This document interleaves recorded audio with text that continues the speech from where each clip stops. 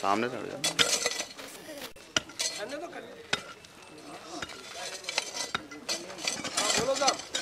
मैं आपका ले रहा था थोड़ा सा। हाँ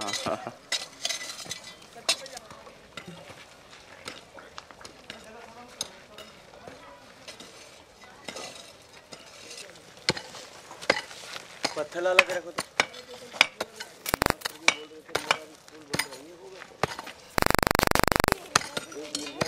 मिर्जा जी का माता जी का दोनों दूसरी रूट पर है।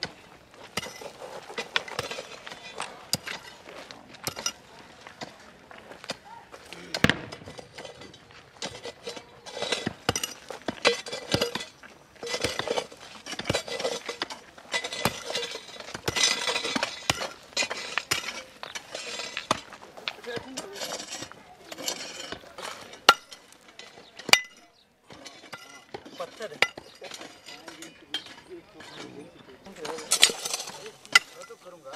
अरे करने दो ना थोड़ा सा तो।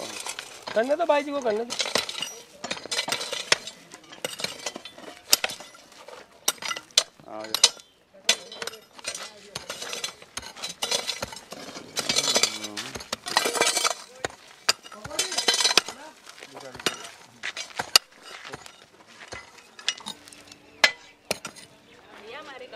वो जो आप पकड़े ना वो निकल जाता है, देखते हैं निकल रहा है।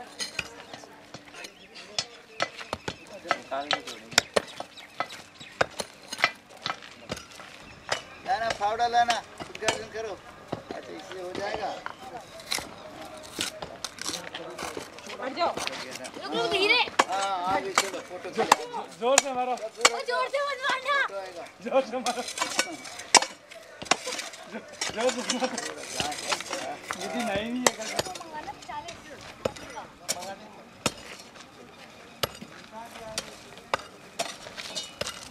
सामने मत आया करो यार। नहीं नहीं काम हाँ अपन ऐसा है, ये तो जो जेली आएगी ना, इसका मुंह अपन ने किधर रखे बताओ, आपको जिधर रखे। राष्ट्रीय युवा योजना की संस्थापक परम आदरणीय गांधीवादी चिंतक डॉक्टर एस.एन. सुब्बा राव साहब के सानिध्य में कोटा में अंतर्राष्ट्रीय युवा सद्भावना एकता शिविर का आयोजन हो रहा है, जिसमें 19 प्रदेशों से और हमारे पड़ोसी राष्ट्र नेपाल और बांग्लादेश से 300 युवा और युवतियां भाग ले रही हैं, जो 22 तारीख से लगातार श्रम संस्कार के माध्यम से देश की प्रगति और उन्नति में अपना रचनात्मक योगदान कर रहे हैं। वहीं शाम को शहर के विभिन्न स्थानों पर सायंकालीन सर्वधर्म प्रार्थना सभा के माध्यम से, जहां आदरणीय सुब्बा राव जी आम जन को राष्ट्रीय एकता, सद्भावना और नैतिकता का उपदेश देते हैं, वहीं पर ये युवा साथी विभिन्न प्रदेशों से आकर अपनी सांस्कृतिक वैभव का यहाँ पर प्रदर्शन करते हैं। कोटा के अंदर बहुत ही अच्छा वातावरण बना हुआ है, लोगों को प्रेरणा मिल रही है। हमारे लिए सुखद बात यह है कि कोटा के भी बहुत बड़ी संख्या में नौजवान साथी और लड़कियां इसमें शरीक हो रही हैं और उन्होंने भी रचनात्मक कार्यों के माध्यम से देश के विकास में योगदान करने का संकल्प लिया है। मैं समझता हूं ऐसा आयोजन बहुत ही प्रासंगिक है और इस तरह के आयोजन निरंतर हों, सब जगह हों, ऐसी मेरी अपेक्षा है।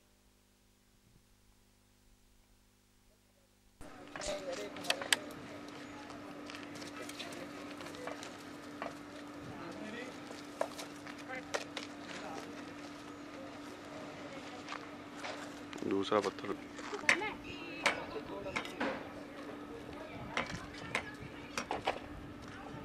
बैठ जाओ, आपके ऊपर मिट्टी आ रही है। अरे रुको। नहीं इसको लाते, इसके ऊपर डालेंगे ताकि बाद वहाँ डाल दो।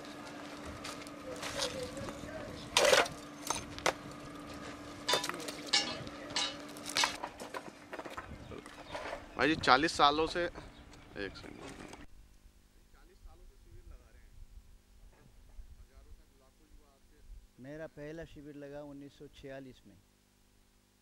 हाँ, तो खैर 40 साल से नेशनल यूथ प्रोजेक्ट के नाम से, राष्ट्रीय युवा योजना के नाम से चल रहा है।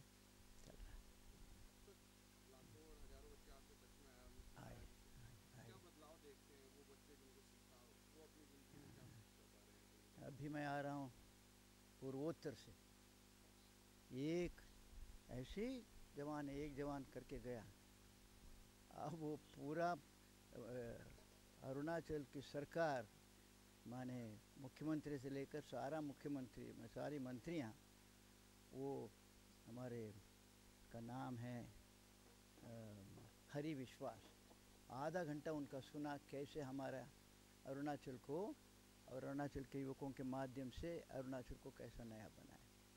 फिर एक जगह चल रहा गोरखालैंड हमको अलग चाहिएगा, वहाँ सब नेपाली बोलते हैं भाषा, तो वहाँ से एक भाई गया था। अब गांव में वो सेल्फ हेल्प ग्रुप बनाया है और 4 या 5 मीटिंग्स को ले गए मुझे। कोई मीटिंग 500 से कम नहीं थे, पुरुष और स्त्री 500 600, और वो सब अपने अपने गांव में जाकर काम कर रहे हैं। तो ये गांव में काम हो, इसकी ज़रूरत है। जहाँ तक कि श्रम का काम है, मिलिट्री वालों की एक व्याख्या है कि हमको चाहे जितना हथियार मिल जाए, बम मिल जाए, बंदूक मिल जाए, लेकिन अनुशासन नहीं रहे तो हम लड़ाई जीत नहीं सकते। तो मैं कहता हूँ कि जैसे मिलिट्री वालों के लिए अनुशासन चाहिए, नागरिकों के लिए भी अनुशासन चाहिए। और मिलिट्री वाला बोलता है अनुशासन के लिए ड्रिल है हमारा शॉर्टकट, और ड्रिल माने कंधे पे बंदूक 1-2 करके मार्च करने का अभ्यास करना। मैं कहता हूँ मिलिट्री वालों की ड्रिल के लिए बंदूक की ज़रूरत है, नागरिकों के लिए ड्रिल के लिए कुदाल की ज़रूरत है, फावड़े की ज़रूरत है। अगर फावड़ा कुदाल सारा हिंदुस्तान के लोग चलाने लगे, बहुत अनुशासन आ जाएगा और देश का निर्माण भी होगा। अपने अपने घर के सामने के थोड़ा इर्द गिर्द के तो साफ कर लेंगे। जहाँ गांव में मानो 500 लोग हैं, 1000 लोग हैं, 1000 लोग मिलकर सोचे हमारे गांव की सड़क कैसे अच्छी बने, हमारे गांव के नाला कैसा साफ़ रहे, हमारे हैंड पंप के इर्द गिर्द में जो पानी जाता है वो सब पेड़ों में कैसे चला जाए। थोड़ा इतना कर लेंगे तो सारा देश का कल्याण हो जाए। तो उसके लिए अब ये नौजवान इतने आए हैं, तो ये सब अपने अपने गाँव में जा रहे हैं, शहरों में जा रहे हैं, वहाँ और लोगों को प्रेरणा देंगे। 100% नहीं होगा, मैं तो चाहता हूँ कि 100% हो जाए, हर एक नौजवान ऐसे होके जाए। कोई आलस भी निकलता है, लेकिन कोई बहुत ही अच्छा काम करने वाले में निकलता है। ऐसा हो कि धीरे धीरे एक श्रम संस्कार, इसलिए हम इसको श्रमदान नहीं कहते, श्रम संस्कार बोलते। मनुष्य को संस्कार चाहिए, पढ़ने लिखने का संस्कार चाहिए, विवाह होता है तो विवाह संस्कार होता है, जन्मदिन का संस्कार होता है। उसी तरह से मनुष्य को श्रम संस्कार की ज़रूरत है। भारत में इसका थोड़ा कमी हो रहा है। हाथ से काम करने का भूल रहे हम लोग, तो बहुत नुकसान हो जाएगा देश का। इसलिए अब ये नौजवान, बहुत सारे नौजवान तो पहले बार तो फावड़ा पकड़ा होगा हाथ में, लेकिन अब कैसे कीचड़ में काम कर रहे हैं, तो उनको भावना की ज़रूरत है। और वो भावना की संभावना बहुत सारा है, तो उस संभावना को हम अमली रूप करना, तो एक शिविर में एक बार करेंगे तो उनको झिझक चला जाएगा। सबसे बड़ी बात तो ये है, अरे मैं एमए पढ़ा हुआ हूँ, मैं कैसे फावड़ा पकड़ूँ। वो झिझक जाए। फावड़ा पकड़ना या शारीरिक काम करना, हर एक के लिए एक उसमें अभिमान आना चाहिए। मैं मेरा देश का निर्माण कर रहा हूँ, कर रही हूँ, ये अभिमान आने की बात है। आजकल वो सांस्कृतिक जो चारित्रिक पतन हो रहा है, हाँ, तो आध्यात्म से आप जोड़ रहे होंगे, हाँ। किस तरह से मतलब अब बस वो एक ही है, अगर हाथ निर्माण में लगे, तो हमारा बाबा आमटे ने एक नारा ही लगाया, हाथ लगे निर्माण में, नहीं मारने नहीं मांगने। सब मांगने वाला हो गया। हमको ग्रांट चाहिए और हमने उधार लिया उसको माफ़ कर देना चाहिए। और भारत सरकार भी मांगता है और देशों से मांगता है, वर्ल्ड बैंक से मांगता है। तो मांगना कम हो, पैदा करना हम ज़्यादा सीखें, हम सब मिलकर।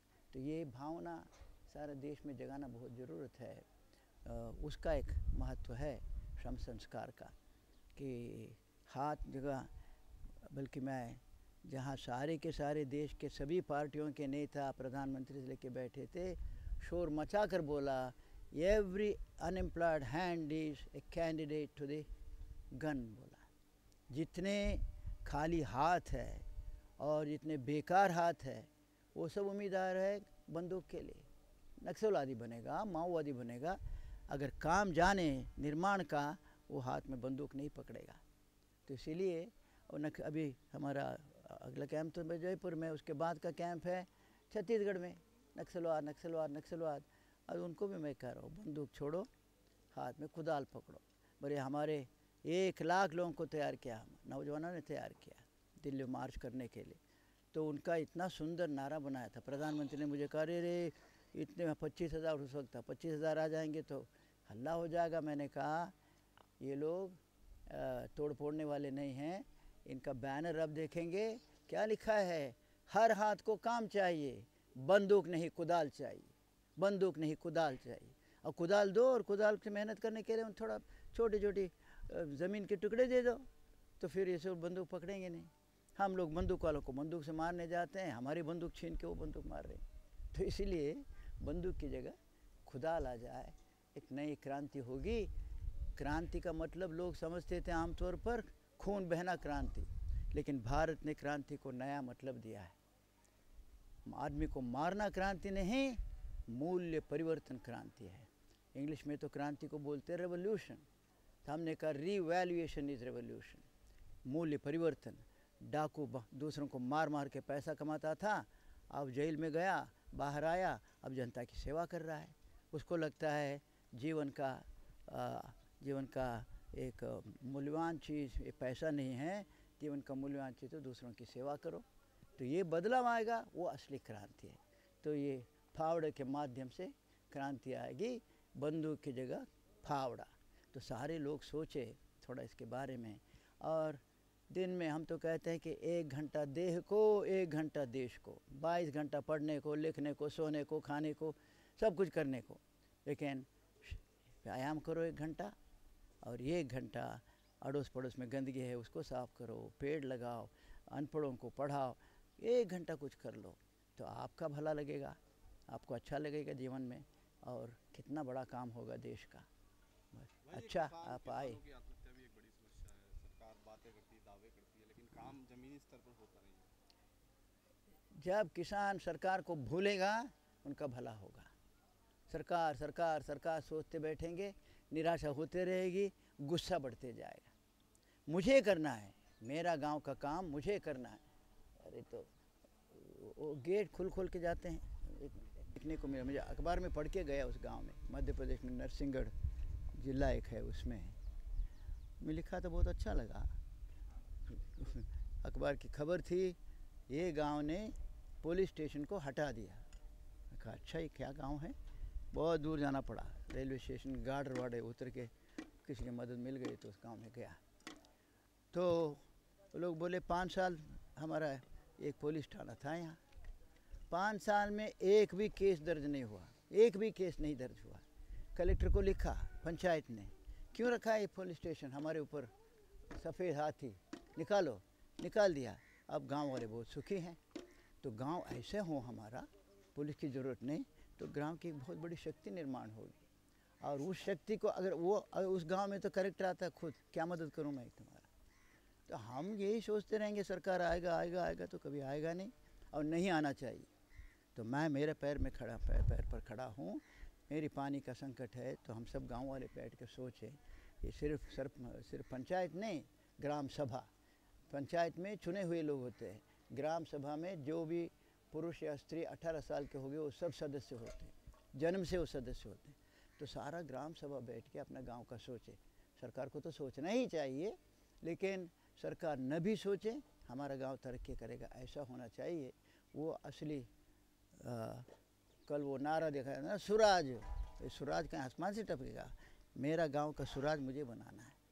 तो स्वराज को सुराज बनाने का तो गांव वालों के हाथ में है। ये भाषा के नाम पर भी देश को तोड़ा जा रहा है। फिर तेलंगाना की मांग उठी है वापस फिर से।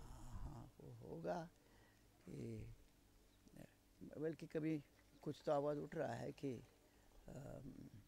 एक और स्टेट रिऑर्गेनाइजेशन कमीशन बनाए करके, क्योंकि एक तेलंगाना थोड़ा ही है। अभी मैं आ रहा हूँ, सबसे पहले गया था बोडोलैंड, 4-5 लोगों की हत्या हुई थी, वहाँ जाना पड़ा, वो सबको बैठाया था, बहुत अच्छा हुआ, शांति समिति बने। फिर गया था गोरखालैंड, ये सब अपना अपना लैंड अलग चाहते हैं, नागालैंड बने तो बोडोलैंड क्यों नहीं बने, उनका कहना है। तो इसीलिए एक कमेटी बने, सब लोगों के पास जाएं, जहाँ वो होना चाहिए हो भी जाए, ऐसा होना चाहिए। एक एक का बना, उनको यही वर्क का है, बोडोलैंड को मैंने यही कहा, सिर्फ बोडोलैंड का सवाल नहीं है देश में, उधर विदर्भ का है, उधर कोडगू का है, उधर तेलंगाना का है, देश में बहुत जगह उठा है। अगर वही अच्छा देश के लिए है तो हो जाए, लेकिन सब मिलकर बातचीत से होना चाहिए, बसों को आग जलाने से नहीं होना चाहिए।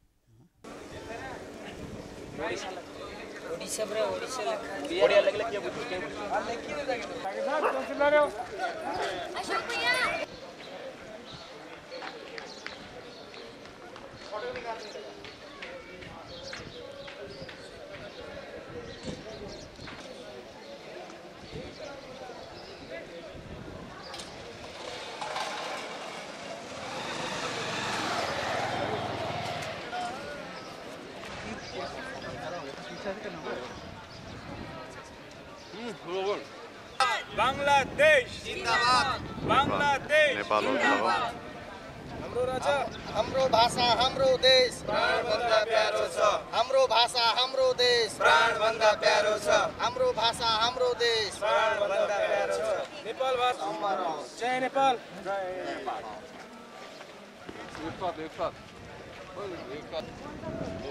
नेपाल भारत बांग्लादेश मैत्री अमर रहोस्, नेपाल भारत बांग्लादेश मैत्री अमर रहोस्। बांग्ला का अलग और नेपाल का अलग एक साथ। आप बांग्लादेश का बोलो, आप नेपाल का बोलो, एक साथ। भाषा हाम्रो देश प्राणभन्दा प्यारो छ, हाम्रो भाषा, हाम्रो देश प्राणभन्दा प्यारो छ, नेपाल भारत मैत्री।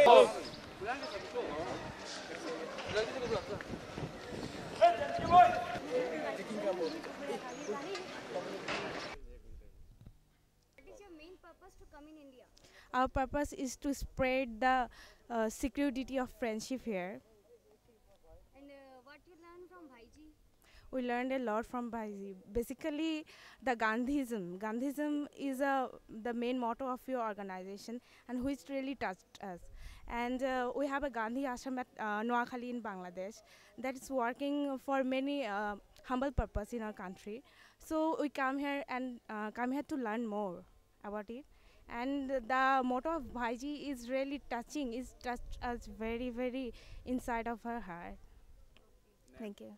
What's your name? I'm Ishrat Karim. Thank you. यहाँ भारत आके कोटा में आपने क्या-क्या काम किया? कोटा में आके ज़्यादा कुछ तो नहीं किया, बस थोड़ी उधर की साफ़ सफाई हो गई और थोड़ा कैंप में घुल मिल गए और कुछ नए फ्रेंड्स बने। और मेन बात है कि भाई से भाई जी का ये कैंप है, इससे बहुत कुछ सीखने को मिला। जैसे कहते हैं ना, a bouquet in a flower, different flowers, कि every flower has got its importance. तो वो भाई जी ने यहाँ सिखाया और हमें मोटिवेट करना सिखाया। भाई जी गांधीज़म को फॉलो करते हैं, तो आप गांधीज़म में कितना बिलीव करते हैं? मैं गांधीज़म में नॉट एग्जैक्टली 100% विश्वास नहीं करता, क्योंकि कुछ रूल्स गांधी जी के थे तो वो शांति प्रिय थे। तो आज की डेट में अगर कोई इंसान 100% शांति प्रिय नहीं रह सकता, क्योंकि एक स्टेट ऐसा आता है कि वो जहाँ एग्रेसिव हो जाता है, और वो है, अभी भी है। तो मैं ये नहीं कह सकती आई एम 100% गांधीज़म। नाम सबिन के लामिछाने। Thank you.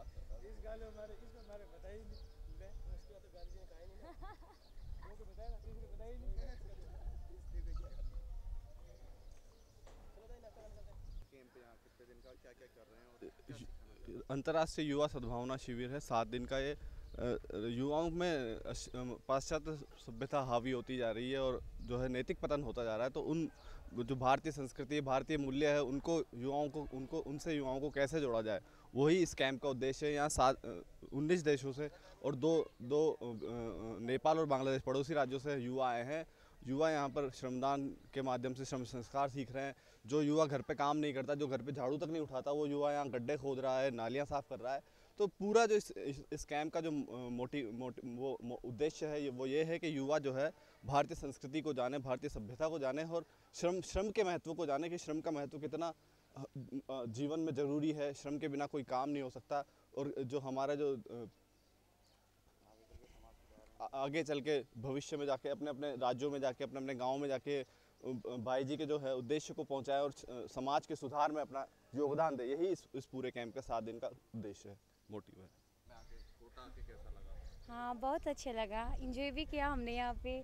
जैसा सोचा था वैसा नहीं है और उससे भी और ज़्यादा अच्छा है। क्या पिक्चर थी राजस्थान और कोटा को लेकर आपके दिमाग में? ऐसा लगता था कि पूरा का पूरा डेजर्ट एरिया है, ऐसा लगता था।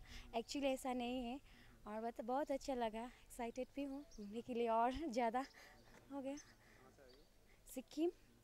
क्या सीखा भाई जी से आपने यहाँ पर? वैल्यू ऑफ टाइम, डिसिप्लिन सीखा और एक दूसरे से मिलजुल कर रहना। इट्स ओके नहीं। तो कैसे सिक्किम में जाकर इसको कैसे आगे बढ़ाएंगे भाई जी का जो हाँ, यहाँ से जाके एक हम लोग ने प्लान किया है, एक कैंप करेंगे ऐसा ही और उसके थ्रू से ही सबको सिखाएंगे। नाम कला। गाँव के लिए किस तरह का फायदेमंद शिविर है, क्या महिलाओं को प्रेरणा मिलती है? जी, इस शिविर में एक्चुअली क्या है होता है कि महिलाएं घर से बाहर निकलती नहीं है। सबसे पहले राष्ट्रीय युवा योजना के तहत ये एक अच्छा मौका है। घर घर से, गांव से, शहर से महिलाओं को बाहर निकालते हैं तो उनको हिम्मत बढ़ती है। यहाँ पर आने के बाद पता चलता है कि हम लोगों को कैसे लड़ना चाहिए। एक्चुअली घर से लेकर वो समाज से लेकर राष्ट्रीय स्तर तक महिलाएं लड़ रही हैं, मगर ऐसा होता है कि हम तो ये नहीं कह सकते या वैसे भी होता है पुरुष प्रधान, मगर फिर भी क्या होता है पुरुष भी हम लोगों को सपोर्ट करते हैं, फिर भी हम लोग कहीं ना कहीं महिलाएं दब के रह जाते हैं। फिर आपके बाद आप जानते हैं कि आप महिलाएं ऐसे भी स्तर पे हैं, आयरन लेडी कहते थे थैचर जी को, इंदिरा गांधी जैसे बहुत सारे यहाँ पर महिलाएं काम किए हैं, मगर आज के दिन भी गांव में बहुत शोषण हो रहा है। आप जानते हैं आज के दिन इतना स्वतंत्र होने के बाद आज के दिन भी महिलाएं बहुत लड़ रही हैं, मगर इनको इस कैंप में हम लोग व्यायाम और उनको कॉन्फिडेंस बढ़ाने के लिए कराटे और सेल्फ डिफेंस भी यहाँ सिखाते हैं। तो यहाँ अपने आप में उनको उत्तेजित होते हैं और वो कुछ कर दिखाने की काम करते हैं। वैसे भाई जी उन महिलाओं को बहुत सपोर्ट कर रहे हैं, साथ लेके चल रहे हैं। इसकी वजह से यहाँ हमें लगता है और हुआ है कि महिलाएं आगे बहुत हैं। मेरा नाम एस प्यारी जान है, मैं कर्नाटक मैसूर से हूँ।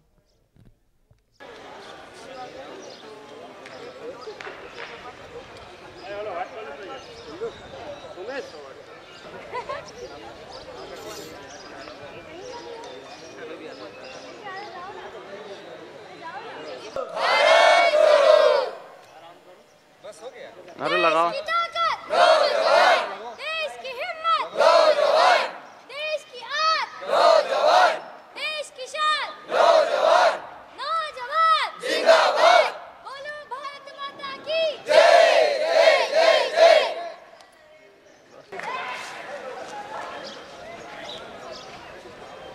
क्या हो गया सभी लोग हो गया, मेरा तो कर रहा है, मेरा तो